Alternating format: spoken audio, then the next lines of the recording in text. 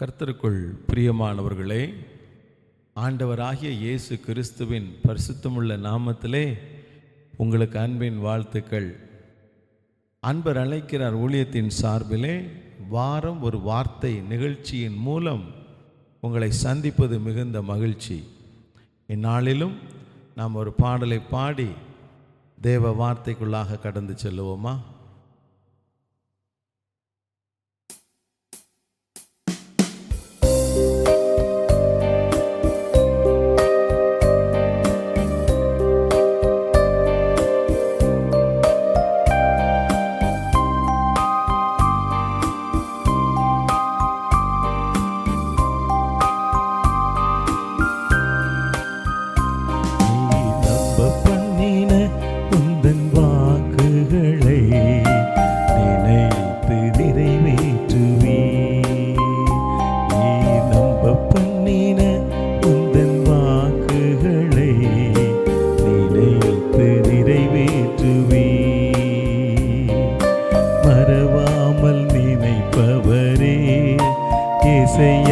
நிறைவேற்றி முடிப்பவரே,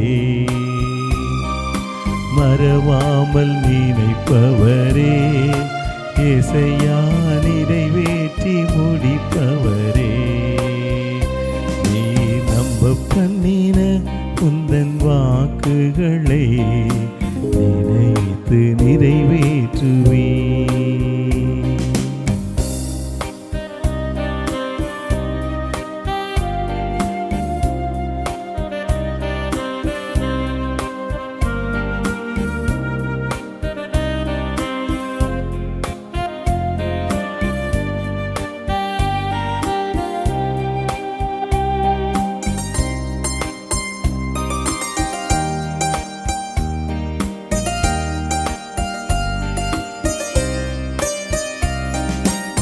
உடன்படிக்கையின் தேவன் உண்மையில் பிசகாதவர், உடன்படிக்கையின் தேவன் உண்மையில் பிசகாதவர், தாவீதுக்கு நான் பொய் சொல்லேன் என்று சொல்லி சொன்னதை நிறைவேற்றுவேன். என் தாவீதுக்கு நான் பொய் சொல்லேன் என்று சொல்லி சொன்னதை நிறைவேற்றுவேன். மறவாமல் நினைப்பவரே, இசையா நிறைவேற்றி முடிப்பவரே, மறவாமல் நினைப்பவரே, இசையா நிறைவேற்றி முடிப்பவரே, நீ நம்ப பண்ணின உந்தன் வாக்குகளை நினைத்து நிறைவேற்றுவே.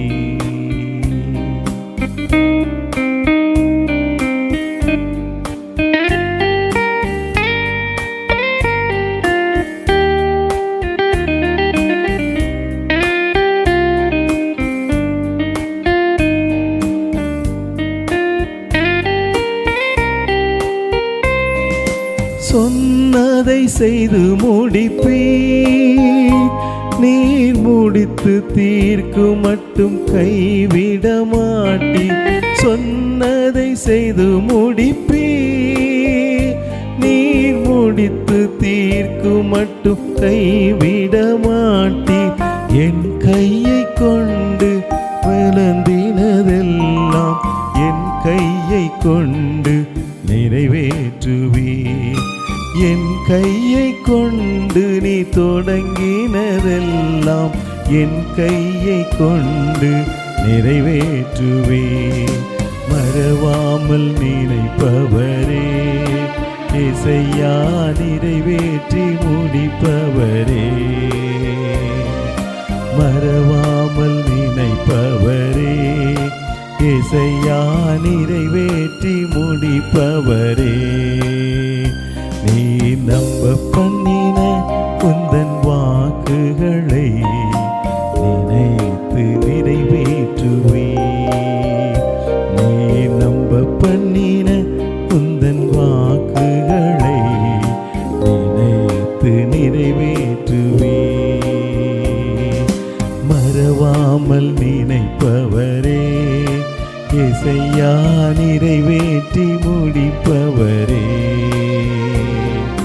மறவாமல் நினைப்பவரே, இசையா நிறைவேற்றி முடிப்பவரே. இந்த நாளிலும் தேவ செய்திக்காக ஆண்டவர் கொடுத்த வேத பகுதி அப்போஸ்தலனாகிய பவுல் எபிரேயருக்கு எழுதின நிருபம் 11ஆம் அதிகாரம் 1ஆம் வசனம். உங்களுக்காக நான் அதை வாசிக்கிறேன். விசுவாசமானது நம்பப்படுகிறவைகளின் உறுதியும் காணப்படாதவைகளின் நிச்சயமுமாய் இருக்கிறது. கர்த்தருக்குள் பிரியமானவர்களே, விசுவாசமானது நம்பப்படுகிறவைகளின் உறுதி, காணப்படாதவைகளை குறித்த ஒரு நிச்சயம். கிறிஸ்தவ வாழ்க்கையிலே விசுவாசம் என்பது மிக மிக அவசியமான ஒன்று. பொதுவாக விசுவாசம் என்று சொல்லும் பொழுது உலக மக்கள் அதை நம்பிக்கை என்று கூறுவார்கள். இந்த விசுவாசம், இந்த நம்பிக்கை ஒரு மனிதனுடைய வாழ்க்கையிலே எந்த அளவுக்கு காணப்படுகிறது என்பதை நாம் இந்த காணொளி மூலமாக உணர்ந்து கொள்ள இருக்கிறோம்.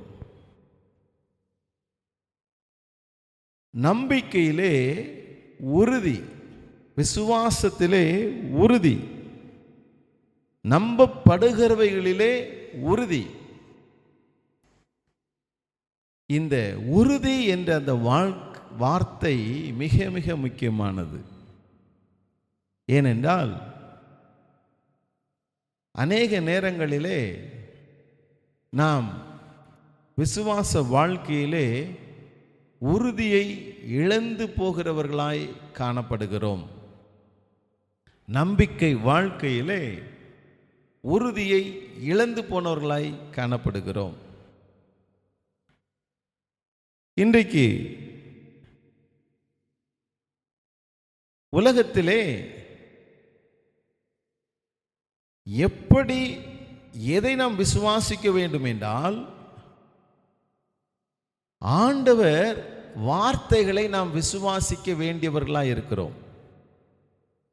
ஏனென்றால் வார்த்தை நமக்கு நம்பிக்கை தருகிறதா இருக்கிறது. ஆண்டவருடைய வார்த்தை, ஆண்டவருடைய வார்த்தை நமக்கு நம்பிக்கை தருகிறதாக இருக்கிறது. ஆனால் பாருங்கள், ஒரு மனிதன் விசுவாசிக்கும் பொழுது அவன் விசுவாசிக்கிற காரியம் நம்முடைய கண்களுக்கு புலப்படாததாய் காணப்படுகிறது. வேதத்திலே ஆண்டவர் சொல்லுகிற ஒரு காரியம் என்ன தெரியுமா? ஆண்டவராய் இயேசு கிறிஸ்து மரித்து அடக்கம் பண்ணப்பட்டு உயிர்த்தெழுந்த பின்பதாக தம்முடைய சீஷர்களிடத்திலே கடந்து வந்தார். அங்கே அவருடைய சீஷர்கள் ஒருவராகிய தோமா முதலாவது அவரை நம்பவில்லை. இவர் உயிர்த்தெழுந்தார் என்பதை நம்பவில்லை. ஆகவே அவரை பிரத்யேகமாக சந்திக்கும்படியாக மறுபடியுமாய் வந்தார். அப்பொழுது அவரிடத்தில் சொல்லுகிற காரியம் என்ன தெரியுமா? கண்டு விசுவாசிக்கிறவனை காட்டிலும் காணாமல் விசுவாசிக்கிறவனே பாக்கியவான் என்று. நம்முடைய வார்த்தைகளை நம்பி நாம் விசுவாசமாக இருக்கிறவர்கள் பாக்கியவான்கள் என்று நாம் பார்க்கிறோம். விசுவாசத்துக்கு அநேக இடையூறுகள் வருகிறது உண்டு. ஆனாலும் கூட நாம் விசுவாசத்திலே தைரியமாக இருக்க வேண்டியது அவசியமாக இருக்கிறது. வேதாகமத்திலே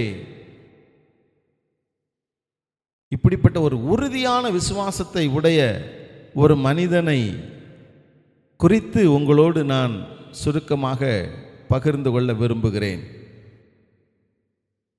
பரிசுத்த லூக்கா எழுதின சுவிசேஷம் 7ஆம் அதிகாரம் 1 முதல் 10 வசனங்களை நாம் வாசிப்போம் என்றால், அங்கே 100க்கு அதிபதியாகிய ஒரு மனிதனை குறித்து சொல்லப்பட்டிருக்கிறது. இந்த 100க்கு அதிபதியான இந்த மனிதன் என்ன சொல்லுகிறான் என்றால், ஆண்டவராய் இயேசு கிறிஸ்துவை குறித்து கேள்விப்பட்டு தன்னுடைய வேலைக்காரரில் ஒருவனாகிய ஒரு மனிதன் சுகவீனமாய் இருப்பதினாலே தன்னுடைய ஆலயத்தினுடைய மூப்பரிடத்தில் சொல்லி, ஆண்டவரிடத்தில் சொல்லுங்கள், அவரை அழைத்து வாருங்கள் என்று கேட்டுக்கொண்டான். அங்கே அவன் அழைத்த அந்த அழைப்பை ஏற்று ஆண்டவராகிய இயேசு கிறிஸ்துவும் அந்த 100க்கு அதிபதியினுடைய வேலைக்காரரை சுகமாக்கும்படியாக புறப்பட்டு வருகிறார். ஆண்டவர் உடனே புறப்பட்டு வருகிறதுக்கு ஒரு நோக்கம் உண்டு. தன்னுடைய வேலைக்காரருக்காக இந்த எஜமான் வேண்டிக் கொள்ளுகிறார், இந்த 100க்கு அதிபதி வேண்டிக் கொள்ளுகிறான். இயேசு சுகமாக்க வேண்டும் என்று சொல்லி அவர் கடந்து வருகிற பொழுது அந்த வேலைக்காரர் அந்த 100க்கு அதிபதியினுடைய உள்ளத்திலே ஒரு எண்ணம் தோன்றுகிறது. மறுபடியுமாக ஆனால் ஆண்டவரிடத்தில் ஒரு வார்த்தையை சொல்லுகிறான், ஒரு வார்த்தையை சொல்லி அனுப்புகிறான். ஆண்டவரே, நீர் என்னிடத்தில் வருகிறதுக்கு நான் பாத்திரன் அல்ல, நானும் உம்மிடத்தில் வருகிறதுக்கு தகுதியற்றவனாய் இருக்கிறேன். நீர் ஒரே ஒரு வார்த்தை மாத்திரம் சொல்லும், என் வேலைக்காரன் பிழைத்துக் கொள்வான் என்று சொன்னார். ஆண்டவருக்கு மிகுந்த ஆச்சரியம், மிகுந்த ஆச்சரியம். அவர் என்ன சொன்னாரான் தெரியுமா? பாருங்க, அந்த வசனத்தை மாத்திரம் உங்களுக்காக நான் வாசிக்கிறேன். 7ஆம் அதிகாரம் 9ஆம் வசனம். இயேசு இவைகளை கேட்டு அவனை குறித்து ஆச்சரியப்பட்டு திரும்பி தமக்கு பின் செல்லுகிற திரளான ஜனங்களை நோக்கி, இஸ்ரவேலருக்குள்ளும் நான் இப்படிப்பட்ட விசுவாசத்தை காணவில்லை என்று உங்களுக்கு சொல்லுகிறேன் என்றார். பிரியமான தெய்வ பிள்ளைகளே, ஆண்டவர் ஆச்சரியப்படும்படியான ஒரு விசுவாசம். இன்றைக்கு நாம் எப்படிப்பட்ட விசுவாசத்தோடு வாழ்ந்து கொண்டு இருக்கிறோம்? ஒரு ஜெபம் பண்ணினாலே இது நடக்குமோ நடக்காதோ என்று சந்தேகத்துடனே நாம் என்ன செய்கிறோம்? ஜெபிக்கிறோம். எங்கே இந்த விசுவாசம்? இந்த 100க்கு அதிபதி தன்னுடைய விசுவாசத்தை எப்படி வெளிப்படுத்துகிறார்? ஆண்டவரே, நீர் ஒரே ஒரு வார்த்தை மாத்திரம் சொல்லும், அது போதும், என் வேலைக்காரன் பிழைத்துக் கொள்வான் என்று. அந்த நம்பிக்கையினாலே அவருடைய வேலைக்காரன் பிழைத்து கொண்டான். கர்த்தருக்குள் பிரியமான தெய்வ பிள்ளைகளே, இன்றைக்கு நாம் விசுவாசத்திலே சோர்ந்து போயிருக்கிறோமா? எப்படிப்பட்ட விசுவாசத்தில் சோர்ந்து இருந்தாலும் ஆண்டவரை நோக்கி பார்க்க இருக்கிறோம். ஆண்டவர் நம்முடைய விசுவாசத்தை பலப்படுத்தும்படியாக நாம் ஜெபிப்போமா? கண்களை மூடி ஆண்டவரை நோக்கி பார்ப்போம். ஆமா ஆண்டவரே, விசுவாசிக்கிறவனுக்கு எல்லாம் கூடும் என்று நீர் சொன்னீங்கப்பா. 100க்கு அதிபதியினுடைய விசுவாசத்தை குறித்து ஆச்சரியப்பட்டீர். ஆண்டவரே, எங்களுடைய விசுவாசம் பெருகும்படி கர்த்தர் உதவி செய்வீராக. இதோ என்னோடு இந்த ஆண்டவரை வீடியோ மூலமாக ஜெபித்து கொண்டிருக்கிற ஒவ்வொரு சகோதரர்களுக்காக, சகோதரிகளுக்காக ஜெபிக்கிறேன் அப்பா. எந்த காரியத்தின் நிமித்தம் இவர்கள் விசுவாசத்தில் சோர்ந்து போய் இருந்தாலும் இந்த வார்த்தைகள் அவர்களை பலப்படுத்தட்டும். ஆண்டவரை, 100க்கு அதிபதியினுடைய வாழ்க்கை ஆண்டவரை இவர்களுடைய வாழ்க்கையை பலப்படுத்தும்படியாக கர்த்தர் உதவி செய்யும்படியாக ஜெபிக்கிறோம். இவர்கள் ஏறெடுக்கிற ஜெபங்களுக்கு கர்த்தர் பதில் தருவீராக. இவர்கள் விசுவாசத்தை கண்ணோக்கி பார்த்து இவர்களை ஆசீர்வதியும் ஐயா. நீர் அப்படி செய்கிறதுக்காக உமக்கு நாங்கள் நன்றி செலுத்துகிறோம். தேவரையை தொடர்ந்து பொறுப்படுத்திக் கொள்ளும், ஆசீர்வதியும். இயேசுவின் நாமத்தில் பிதாவே, ஆமென். பிரியமானவர்களே, விசுவாசத்தோடு இருங்கள், கர்த்தர் நன்மைகளை தருவார். முடிந்த வரையிலும் இந்த வீடியோவை மற்றவர்களும் விசுவாசத்தில் பலப்பட நீங்கள் அனுப்பி கொடுங்கள். கர்த்தர் நம்மை ஆசீர்வதிப்பாராக.